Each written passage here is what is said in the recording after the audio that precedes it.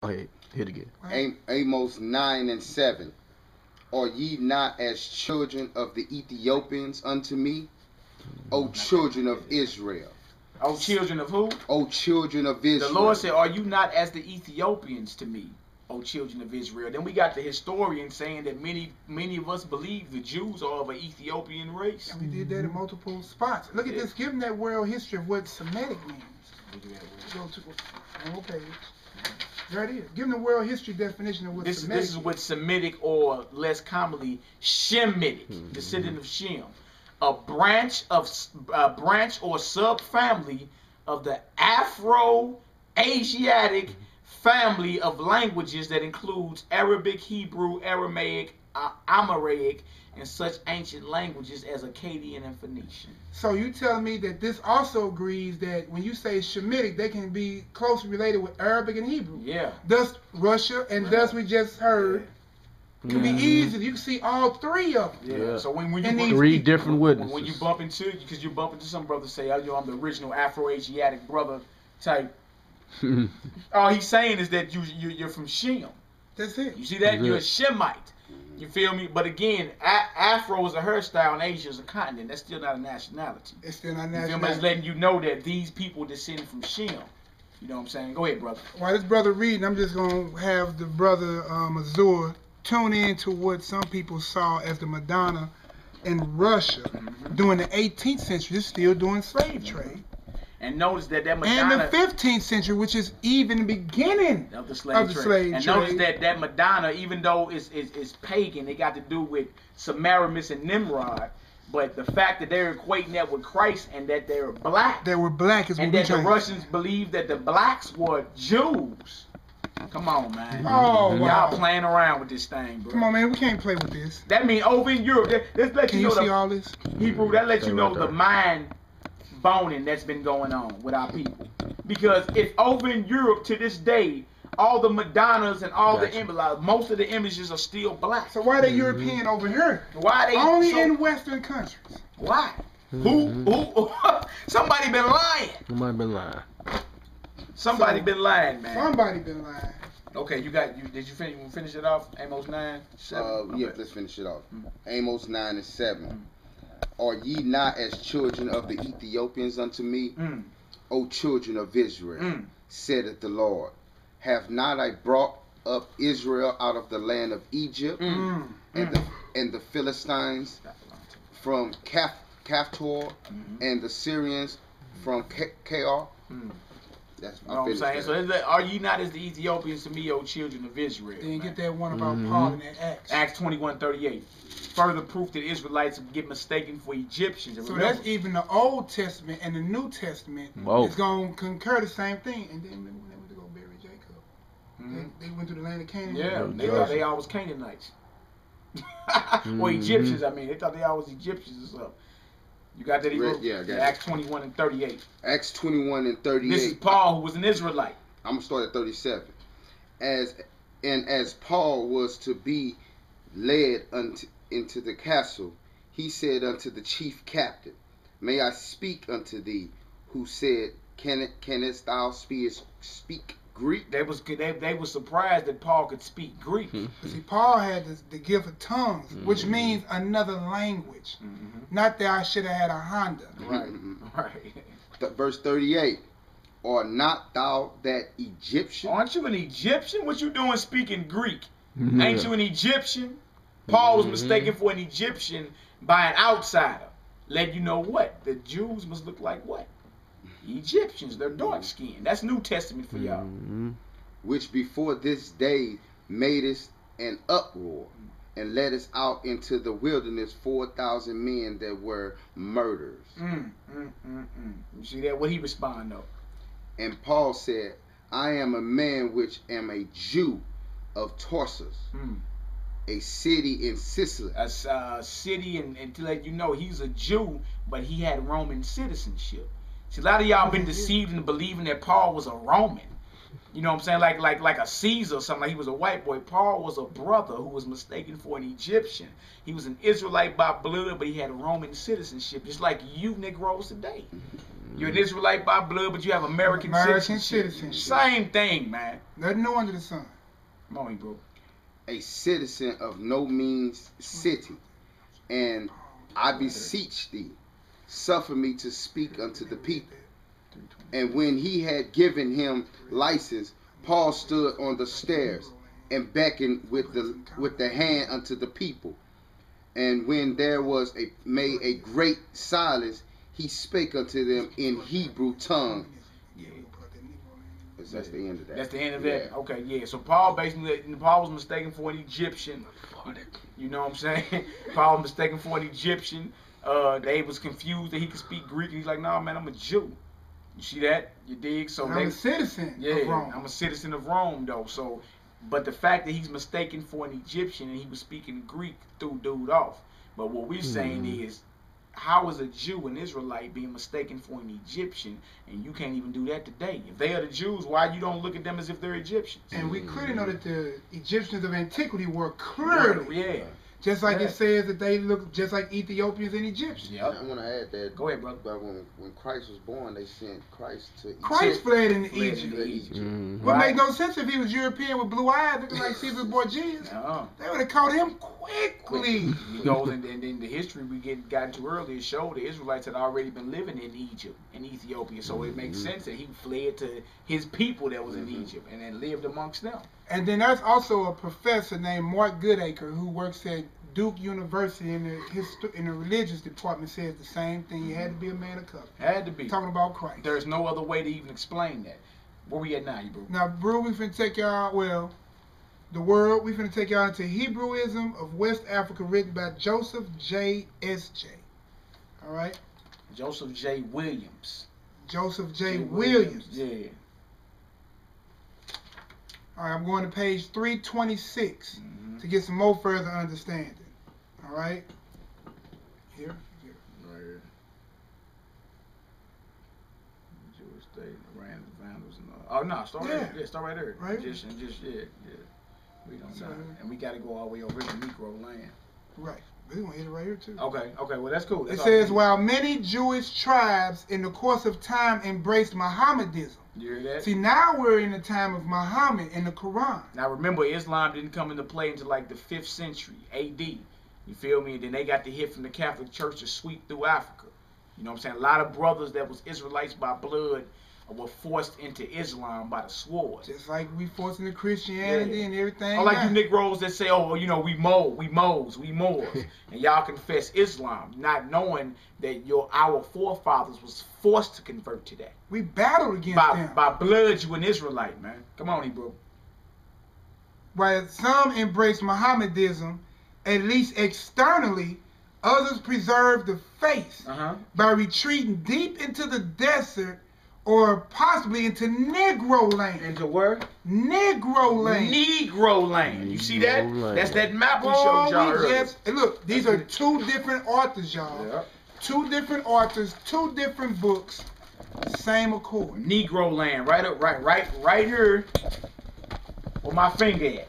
My right finger. Negro land. See that? Two different authors. J.A. Rogers for that one and Joseph J. Williams for that. And this is during the 5th and 6th century. So we done went from 65 B.C.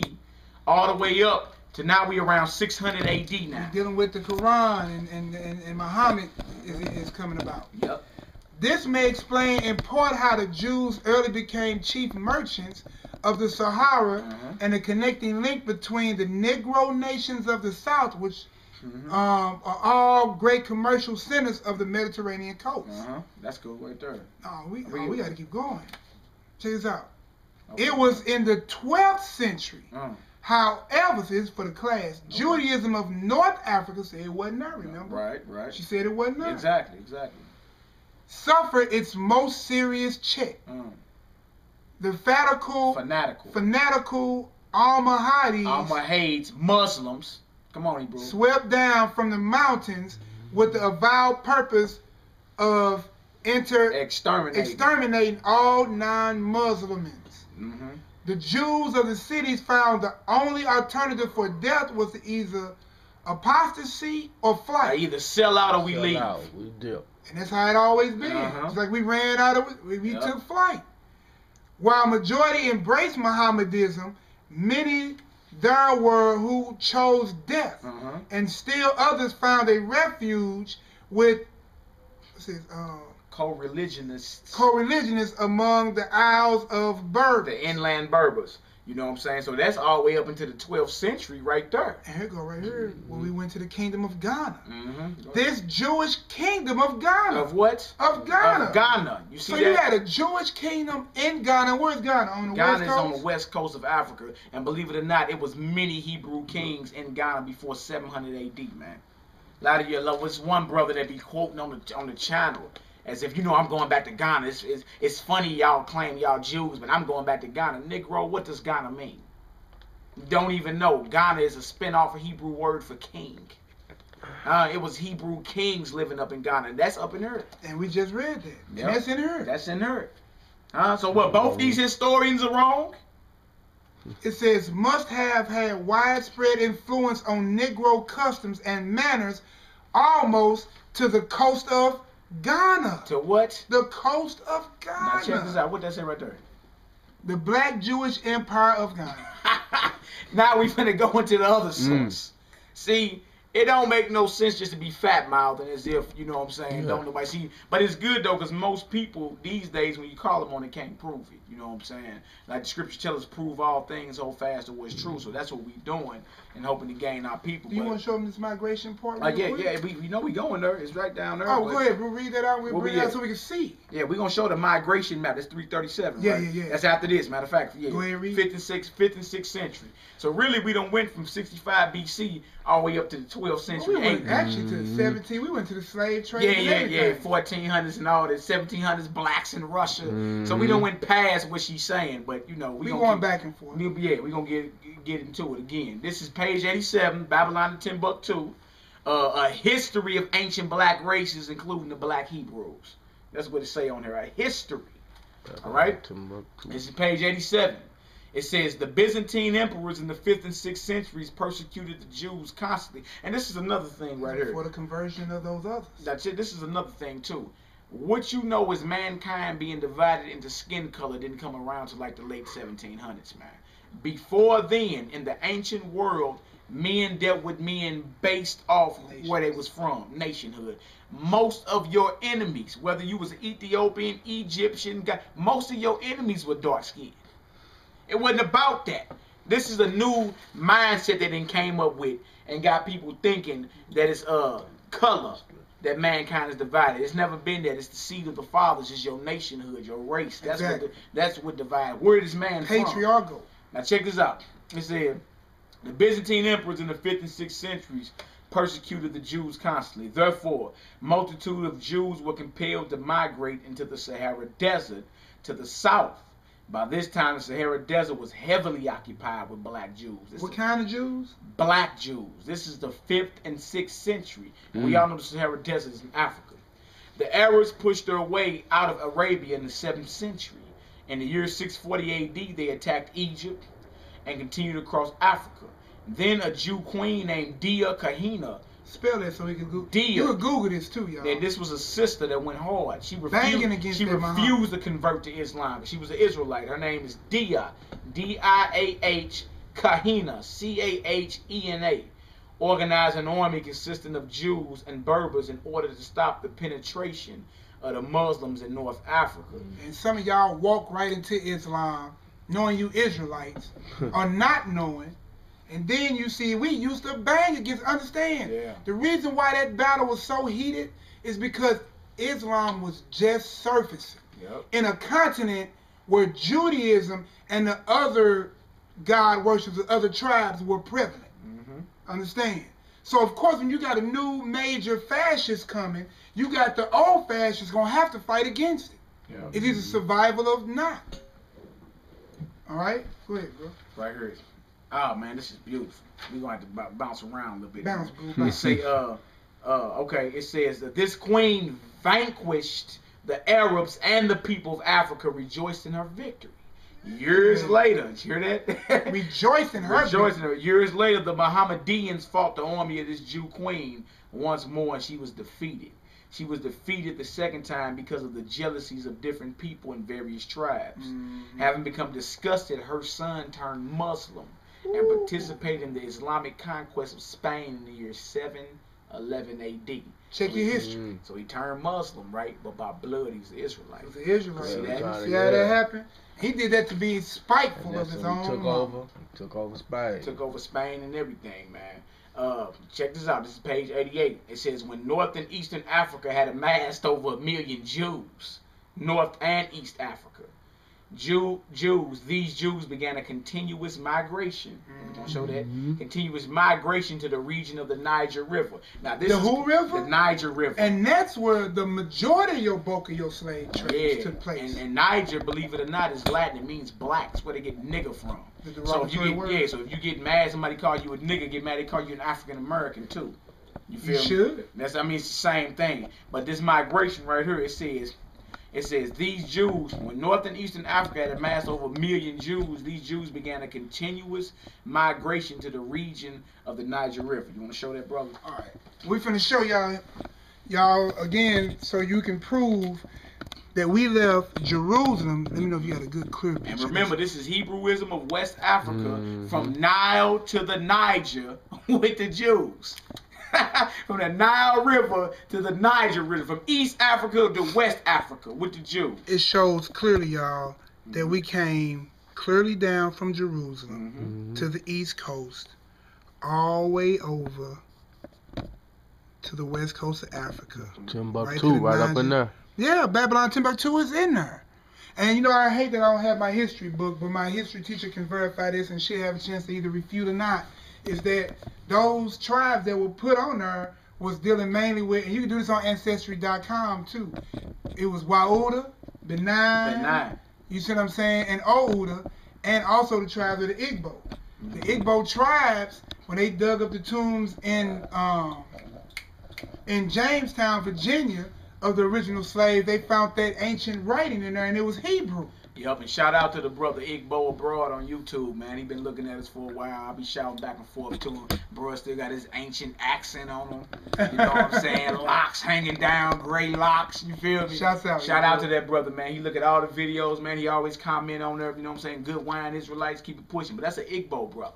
Yeah. You know what I'm saying? Know his history. You know what I'm saying? Shout out to that brother, man. And if you don't believe me, you can check, because even in Israel today, they done brought some of the tribes of the Igbos back in. So if the bulk of the slave trade came from Benin by the Niger, the coast and all that, where we all fled into, onto the boats, the chief rabbis and welcomed it in, what that mean? And the ancient writings on the tombs of the Israelites that were here. Exactly, man. They knew who they was when they came here, but it was wiped away from us. Watch the movie Roots. You know what I'm saying? The first thing they did was made you forget your language, your God, and your religion. They wiped you clean. All right? Check this out. It says, these Jews began a continuous migration to the region of the Niger River, according to the researches of Nahum Slouch, an impostor Jew. The tradition of the Jewish traders in Sahara stretches back to biblical times. Check that out. Okay, jump over to page 90. It says the Jews came into the Western Sudan. Now we over in West Africa. Okay, the Western Sudan from Northern and Eastern Africa as a result of a chain of commercial and persecutory migration. So being they was persecuted or money. You feel me? We apostasy or flight. We always was getting it in. You know what I'm saying? The Jews had settled among the most civilized people throughout the ages. They adopted new methods from other people and left their material, educational, and moral imprint among the people with whom they resided. For many centuries, the Hebrews had to employ great physical and psychological initiative. They could not afford to be complacent or apathetic. They were hated. All right? So apathy could mean cultural stagnation or death. The Jews imported into the western part of Africa a superior material, educational, and moral culture soon after what? 300 AD. Check this out. And this cultural advancement was not duplicated or exceeded until the ascendancy of the Mohammedan leader Mansa Kanka Musa of Mali in 1312 See AD. how long that lasts? Over 1,000 years. 1,000 years. And check this out. 1,012. He was a Hebrew who converted to Islam. You see that? We got his picture too. The brothers had a regular old white robe on, crown on his head, Big gold nugget. and a fat old gold nugget. Largest gold nugget in the world. You heard that? That was a brother. I'll let you know we was in Western Africa, man. From 300 AD, 1312 AD. We right before the slave trade. In the 3rd and 4th centuries AD, the Africans on the west coast did not possess the cultural superiority of the Africans on the north and the east coast. And it goes on anymore. Now, right down here, this is for this brother called himself True King on YouTube. To act as if Israelites weren't living in Ghana. Right here, the black Hebrew kings of Ghana had 2 titles.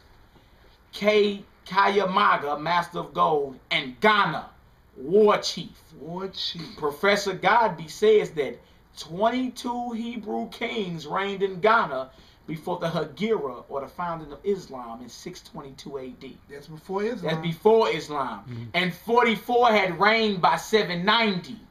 There you go, bro. There you go. You see that? So when you talking about you going down to Ghana or whatever, you still, that's our history. That's what we was taken from. You know what I'm saying? Ghana is Hebrew for war chief. Know that. You dig? And we got a couple more things, man. And then we going to get on up out of here. We got Babylon Timbuktu, page 90. First paragraph. Matter of fact, I just read that. So we all good. And now we got the end of Babylon to Timbuktu, page 132 and 33. Check out what the conclusion is. Check out the conclusion, man. All right, and he gonna quote Dr. Allen Goodby, 132, 133.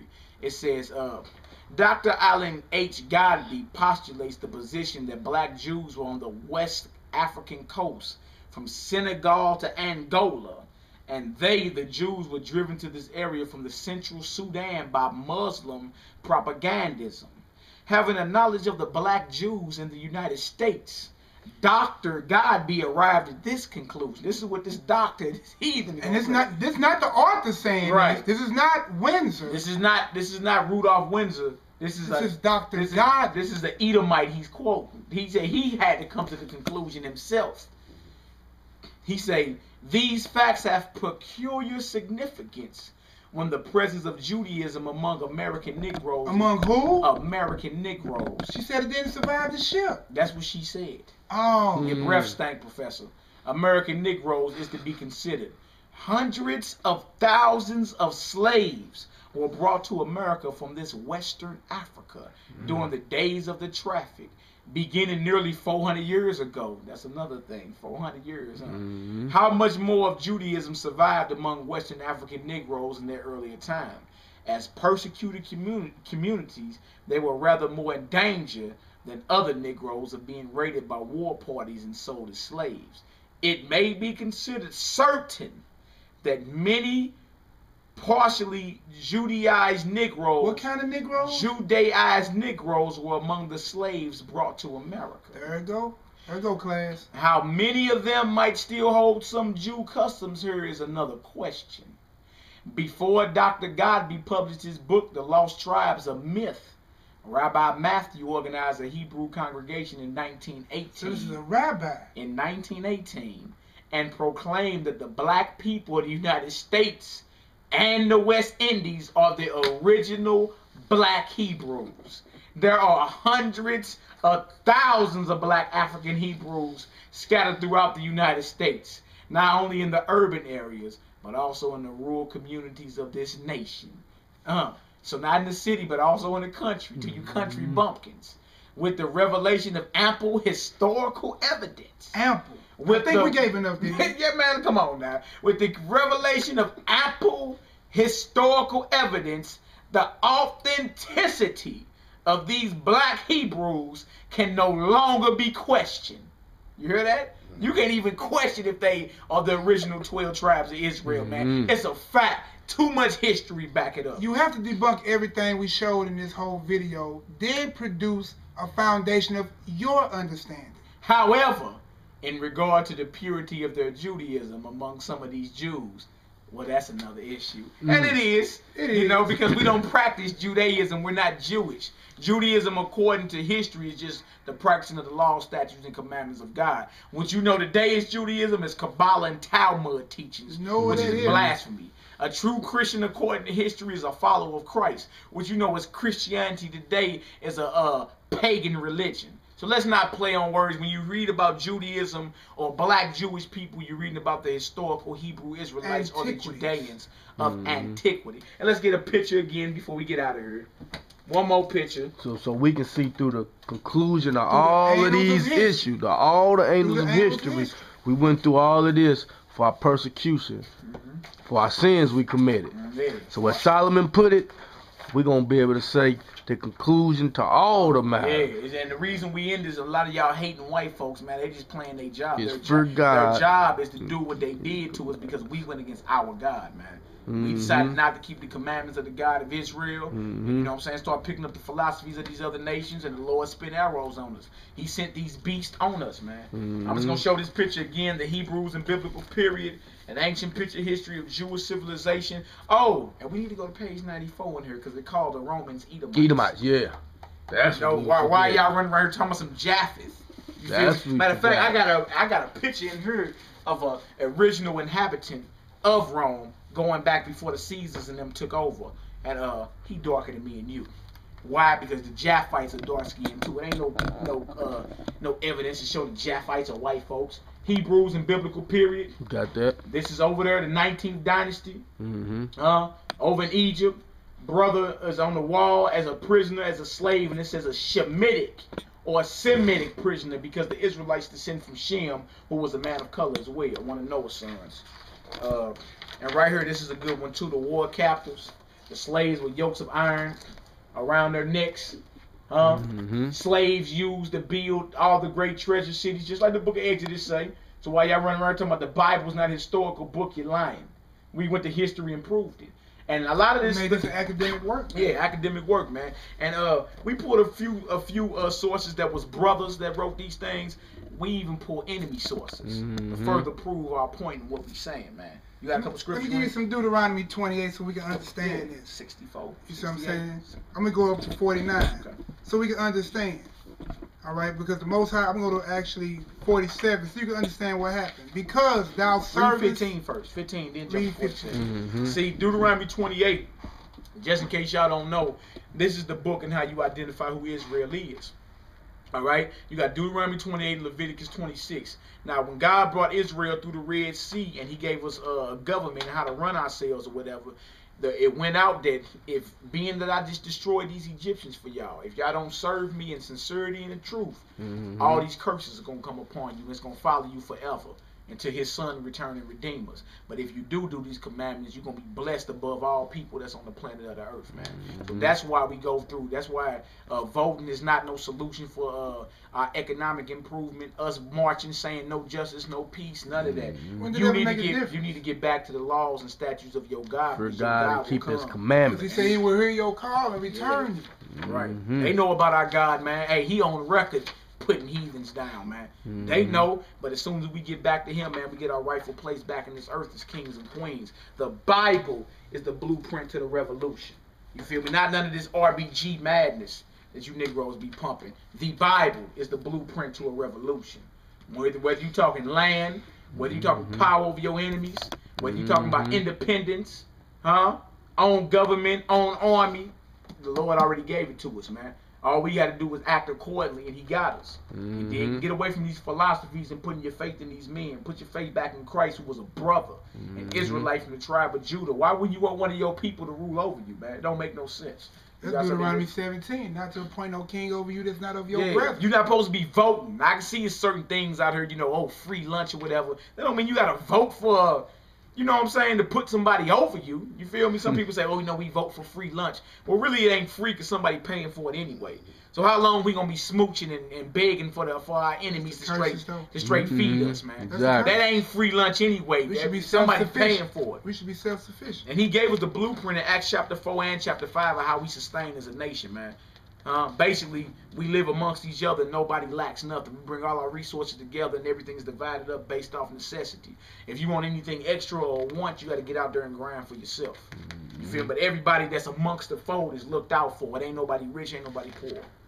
Go ahead, bro. We're at Deuteronomy 28 and 15 before we close it out.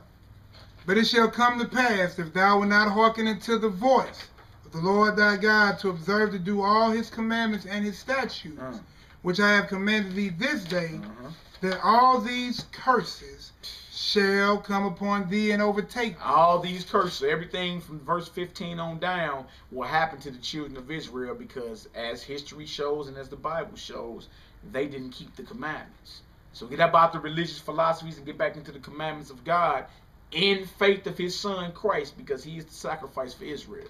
Get back to the Father. Understand, for those who believe in DNA, this is your genetic marker. Check this out. And they shall be upon thee for a sign. For a what? A sign and a wonder. And upon thy seed forever. Forever.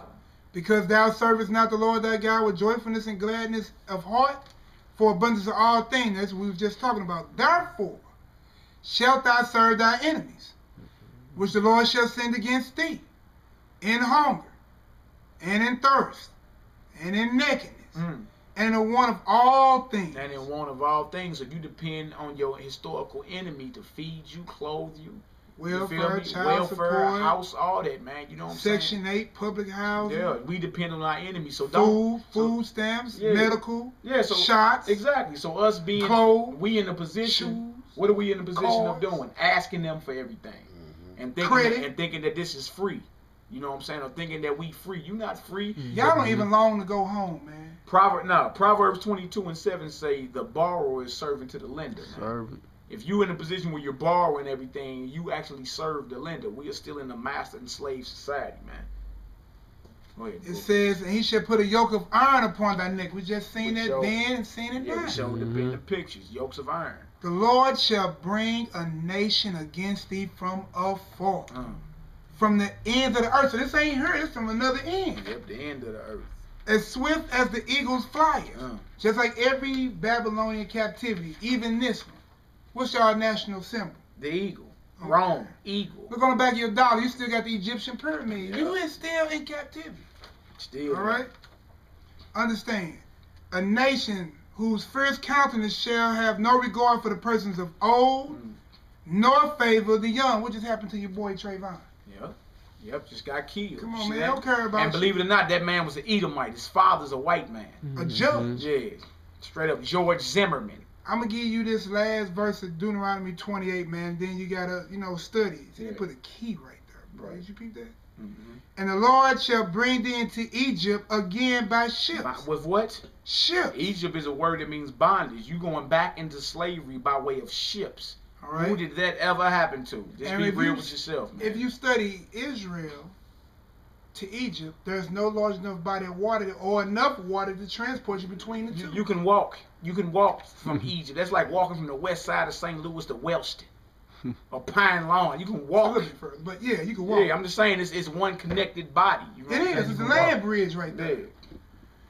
And it says, by ships, by the way wherefore I spake unto thee, thou shalt no longer, thou shalt see it no more again. And there you shall be sold unto your enemies. Your friends. Your enemies. Your buddies. Your enemies. Your enemies. For bondmen and bondwomen. What is that? That's a slave.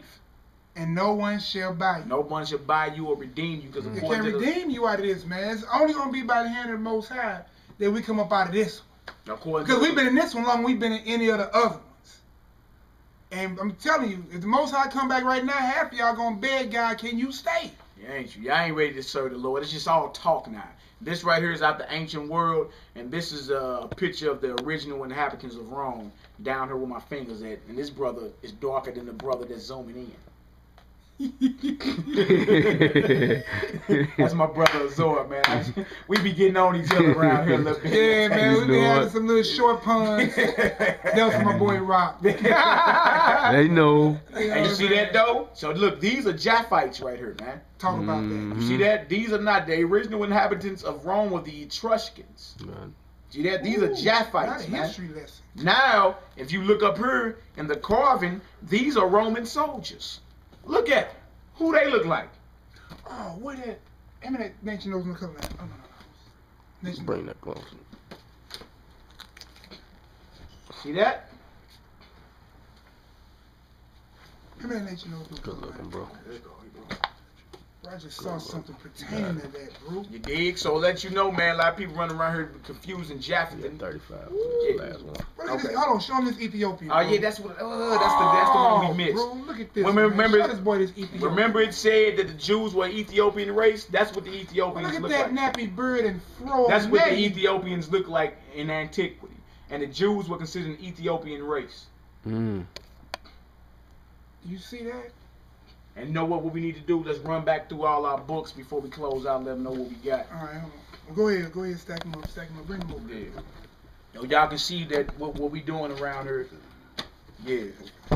All right. So what we got here? We got, again, from Babylon to Timbuktu, history of the ancient black races, including the black Hebrews. Small interruption. Nation Knows No Color Line is just a cover. This is still the same book. All right. I'm on page 70, just when brother mentioned that. This is from Gerald Massey. He also did a work to tell you that the people were a people of color. Yeah. Along with Tactica. The ancient Britons. You know what I'm saying? He did a work on the ancient and modern Brits. And then broke down how the people that inhabited Great Britain were black folks as well. Man, here goes just. I'm going to read that. Go ahead. Mentioned by Tacticas of the 1st century. Of who? The 1st century. This guy right here. As having dark skin, usually curly hair, we just showed in that picture, from a different book. Yep. Were very likely of Phoenician and Egyptian descent. Why are these Jews? That's the same Shemitic definition. Why are these people being compared to Egyptians and Ethiopians? Why don't you mistake Steven Spielberg for an Ethiopian? You can't do that one. What about Benjamin Netanyahu? Can't do that. Jaime Weinstein. Here go another one, man. Now you see, y'all remember that picture y'all just saw. Yep. It just said Rome had Negroes, Ethiopians, in parentheses, in the armies in Britain. In Britain, flat out. You feel me? So just because you seen something about a Roman general or soldier, don't necessarily mean he was white. Don't necessarily mean that. One more on the pull for you naysayers to say we wasn't in Europe either. African president early Europe, Ivan van Sertima, page 257. I'm gonna you can get the close up on that. That's a sister, a royal.